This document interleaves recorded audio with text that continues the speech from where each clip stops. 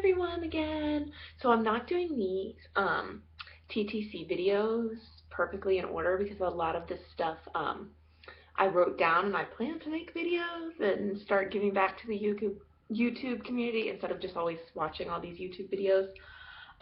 So I'm a little behind, but I'll be looking down because I'm a pretty good journaler, so I'll keep track of a lot of this stuff. But in my last video, I talked about waiting 7 weeks after I had completely weaned breastfeeding for my first period to come back. See my dog.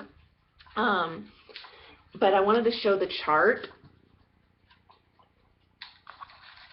Okay, so you can see I had kept track of my chart for a long time, probably 100 days or so. I think I only had like 50 or 60 days in my fertility chart. But you can see that it wasn't, a great chart. I was up and down, but clearly I stayed above the cover line when Fertility Friend gave me my crosshairs. Plus I had the positive OPK, you can see, down here. But anyway, when I got that positive OPK, it was like a positive pregnancy test. I was freaking out. I was like, oh my gosh, finally, after 100 days of taking OPKs, I got a positive because we were trying to catch the first egg.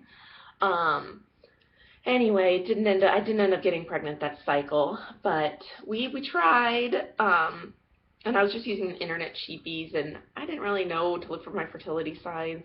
So when I got pregnant with my first son, I literally just came off birth control in October, and in December I got pregnant. I didn't know anything about a BBT or an OPK or any of that stuff. I kind of didn't even, I don't know, it never even crossed my mind. I just thought I would go off birth control and get pregnant, and I did. And this time, since my fertility hasn't come back, it's been quite a mission. Because we were trying for probably 3 or 4 months before I even quit breastfeeding, but I never had a period, so I just, you can try, but there's no egg, you're not going to get pregnant.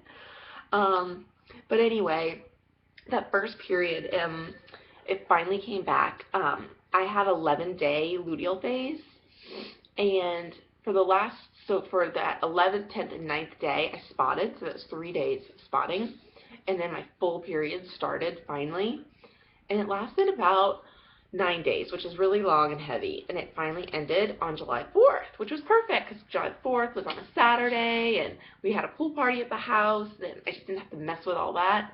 So I was really excited, and I knew that meant that, we could probably start trying soon.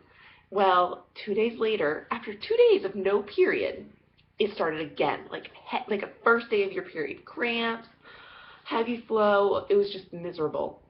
I actually ended up going to my midwife, because my OB was on vacation or something, but his midwife was there. So I went and talked to her, and she's like, it's completely normal. It might last a while. If it lasts longer than like 3 or 4 weeks, give me a call back. So it ended up being 18 days of a period. There was a little 2-day break in there. But then I had the 3 days spotting in my luteal phase, which she says, even though you're spotting, it's not cycle day 1. It's still part of your luteal phase. So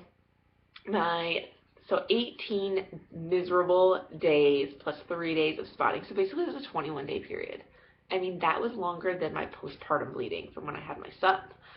It was crazy and miserable and everything you would expect. So I was pretty upset we didn't catch the first egg at that point. But anyways, I ended up just continuing to track my ovulation. I finally ended up ovulating on cycle day 29 last cycle. And I'll show you that video, Fertility Friend. I ended up just buying the Fertility Friend app. I guess it's not the app, I use the website, but you get so many more little features that I like, and it was like $16 for 90 days, so I guess I'm hoping I'm pregnant the next 90 days, but with these horrible 40-something day cycles, maybe I should have not done that. But